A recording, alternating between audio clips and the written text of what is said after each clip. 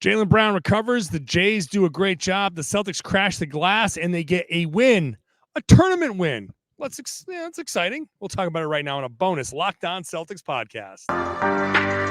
Be ever ready. Recognize the city of champs. Boston, baby, we do what you can't. Locked on number 18, Tatum and Brown, J-team, step back. We gon' wet that and slay teams. Of course, the Celtics, who else could it be? Screaming like KG with the Larry O.B. Karalis above average, assessing the team status. Best daily pod, no cap, salary matching. Clutch like Bird the DJ, keep John on replay. Prime time, dapping up the truth on the sideline. Raining J's, how it started, raising banners, how we finished. Locked on Celtics pod, home of the winners. B. Hey there, welcome back to the Locked On Celtics podcast, right here on the Locked On Podcast Network. It's your team every day, and I got you every day. Monday through Friday, hey, Monday through Saturday. How about Monday through Sunday?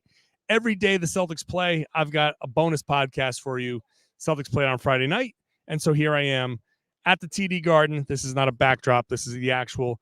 Now, that's not, I'm going to move away on the YouTube page. That's not the old floor. They changed it, but you can see, if you're looking closely, that is the tournament stanchion.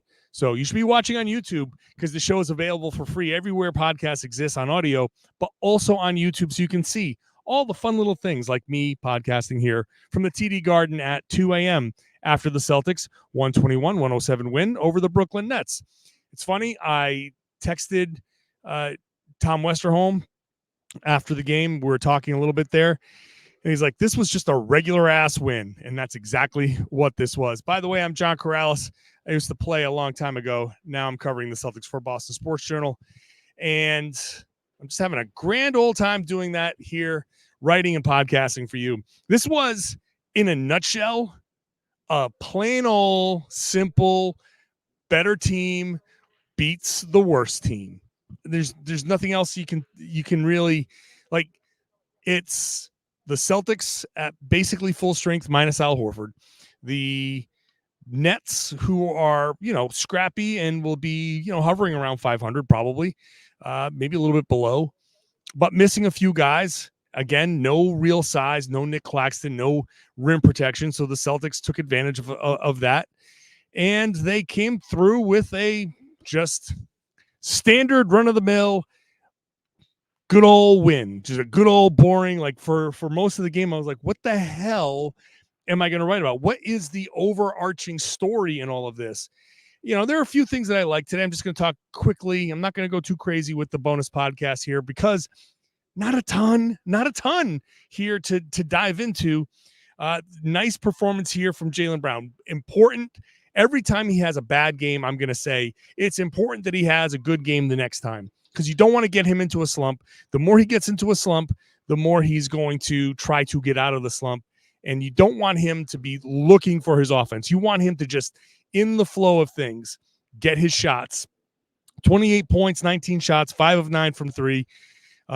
Generally just a good old, just nice game. 28 points, 5 assists, 3 rebounds for Jaylen. The 5 assists is great. He's passing the ball pretty well.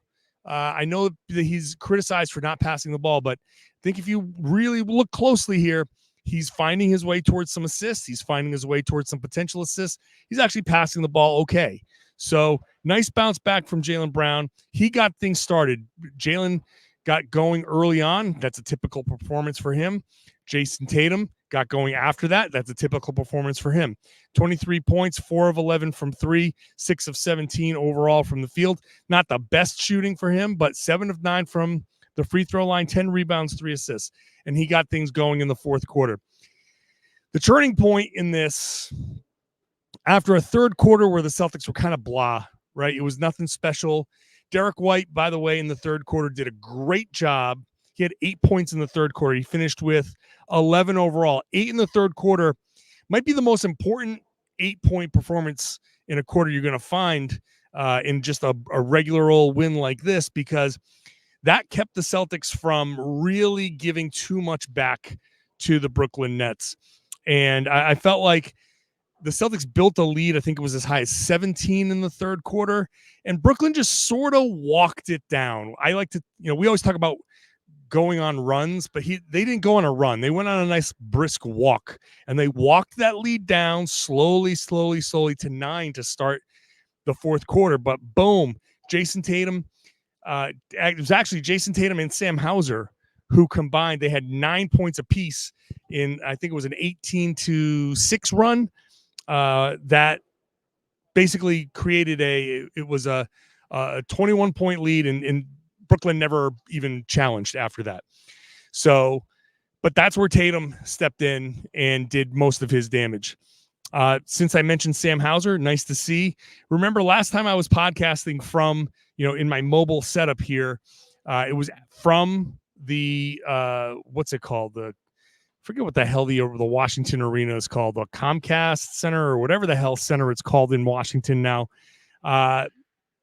That's when I was saying, oh, well, Sam Hauser is shooting 16%, but he can turn it around. Well, 5 of 10 from 3 here, and now he's shooting almost 43% for the season. So that's why you don't panic. That's why you don't really worry too much.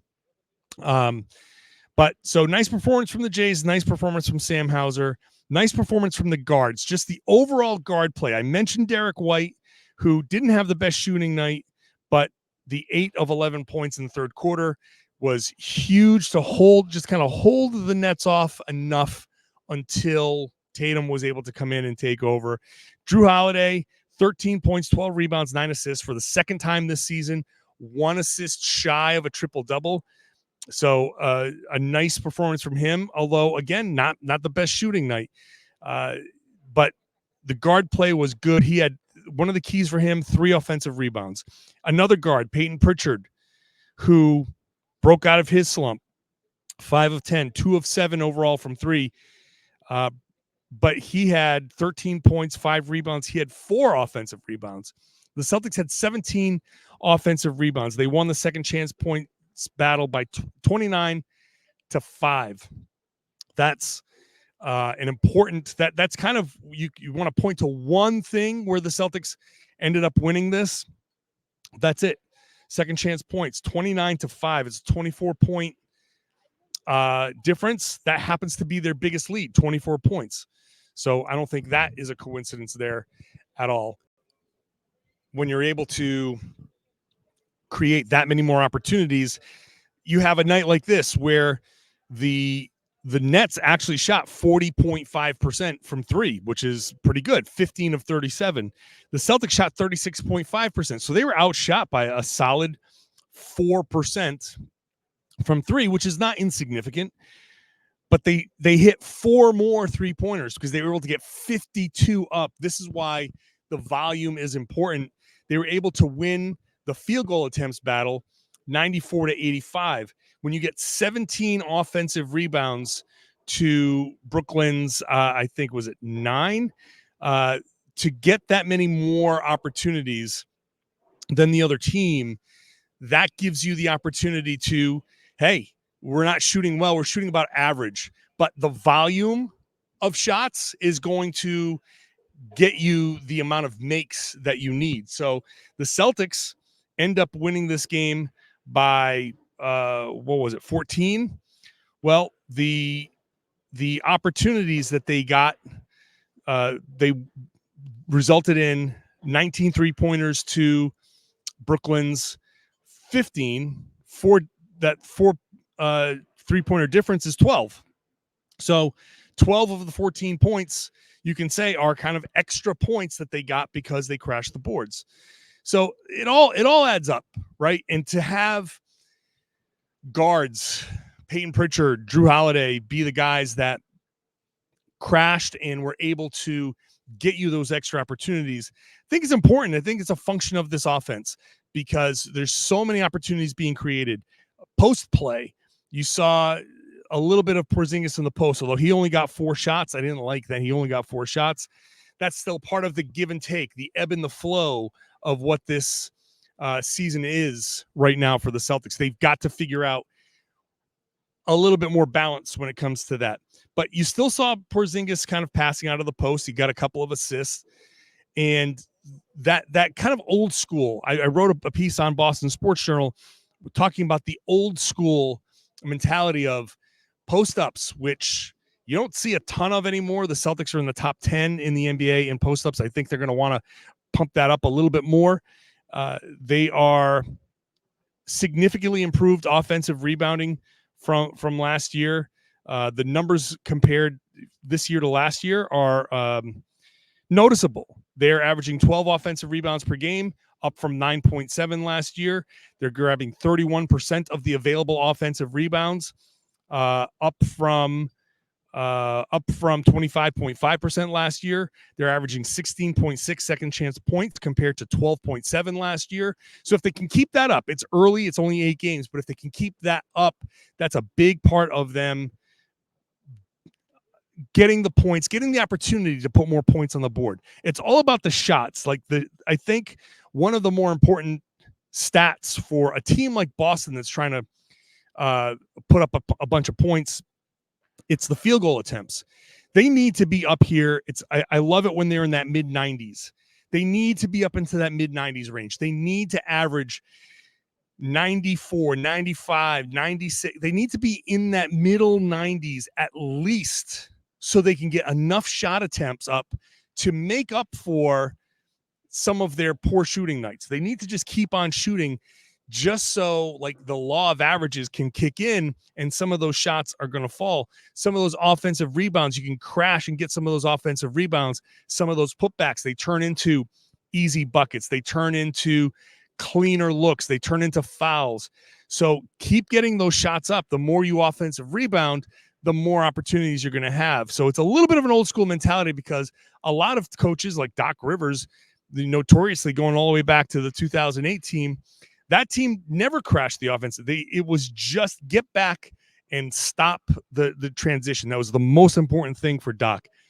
But crashing is important. Joe Mazzulla said, we learned that from last year. You got to find a way to win the games where you're not shooting particularly well.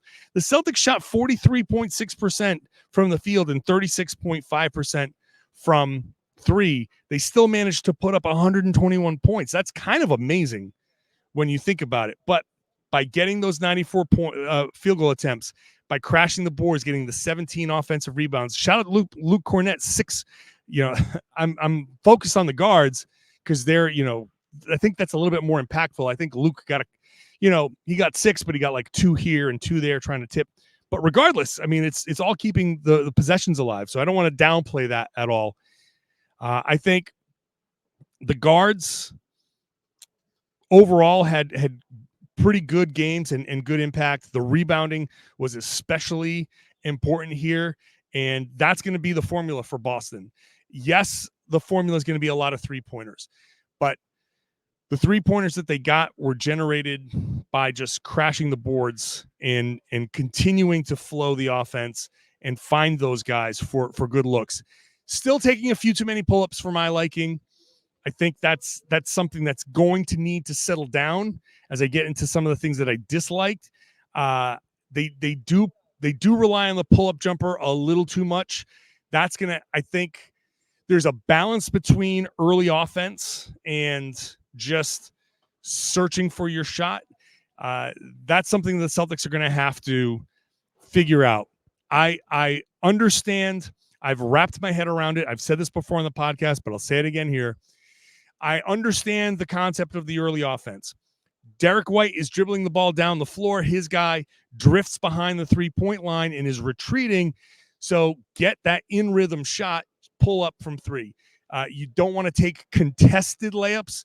I know we always talk about attack, but if you take a contested layup, the percentage of that, the probability of that going in goes way, way down. And you have the possibility of a guy taking that contested layup, falling, not getting a foul call, getting stuck on the floor on the baseline, and then all of a sudden it's a 5-on-4 opportunity the other end. You hear it all the time. You see it all the time. You miss a layup on one end, it turns into a layup down the other end. That's why it happens. Because one guy, if you miss a layup, you go up and you miss the layup and you come down the other end, and like when you miss it, you're the last guy back. My momentum is going towards the basket. I've missed the layup. I'm stopped. I'm off the actual court. I'm out of bounds. Everyone else is running the other way, and you're the last guy back. It's a 5-on-4. It's an advantage. And NBA teams are trying to create that advantage. So you don't want to take the contested layups. That's the modern NBA.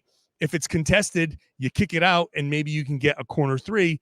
And that is actually a shot that hits at a higher percentage than a contested layup. But so the early offense, I get it.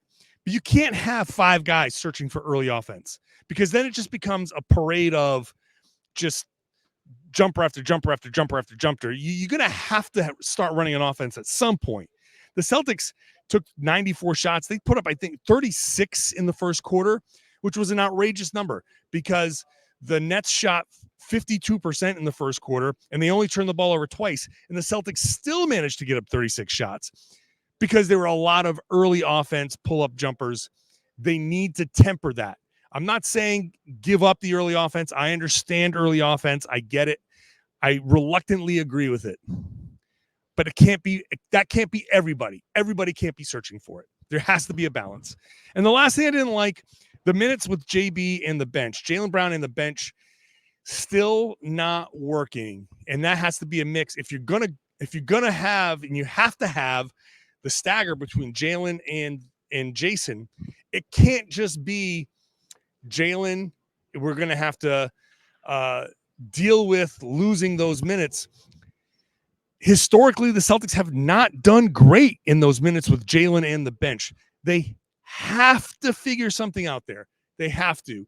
It's been Jaylen and Derek White, and that's been the pairing. And I like that idea. If you're going to do Jaylen and Derek White, then Jaylen cannot handle the ball as much. You have to run offense where Jaylen is coming off screens. You have to get him on the move and then have him create against a defense that's maybe not set. You have to figure something out there. It can't just be Jaylen bringing it up and starting to figure things out because there was one funny play where Porzingis was posting up and he's like, come on, give me the ball, give me the ball, give me the ball. And Jaylen was like, nope, I'm shooting this pull-up jumper. And I think he missed. That just needs tweaking. That needs to be the Celtics can't go the whole season and just say, hey, we're going to lose those minutes. And I don't think that's how they're going to approach it, but that's historically been the issue, and they can't have that continue to be the issue. But overall, I mean, that's just I don't want to say nitpicky, but it's a minor concern as of right now. Overall, nice, simple win, 121-107. It's a tournament win. Like I said, the floor has been picked up because they're back-to-back. Tomorrow is a Saturday night is a game against Toronto, so they're using the regular floor here. I didn't mind the floor. I know people kind of lost their minds about it. It's fine. I don't care. It's a paint job. It's 4 games or so. Excuse me. I know some of these arenas have floors that look like hot lava. Whatever. If the floors are not going to work, I at least applaud the NBA for trying something. I'm a big believer in, hey, you try it. If it sucks, then don't do it again. So if they're trying it, if it sucks, the next season you don't do it. You try something different with the floors. You can still do a unique floor without going as crazy as they did. Regardless, the floor is off. It's gone. The regular floor is here behind me at the TD Garden. They're going to play the Toronto Raptors. I will be here again, podcasting after the game, after they hopefully beat the Toronto Raptors. The Celtics now at 6-2 and looked okay in this one. Thanks for subscribing. This is a bonus podcast. Thanks for being here with me. If you are a regular listener, I appreciate you. All the folks who came up to me here, section 19 at the TD Garden. If you're visiting, come on by, say hi, take a picture. I love it. A few people did that in this game. People do that every night. Come on by if you're at the arena. You can also share the podcast. Do me that favor. Tell your friends, tell your family, tell everybody they should be listening to and watching the Locked On Celtics podcast right here on the Locked On Podcast Network. It's your team every day.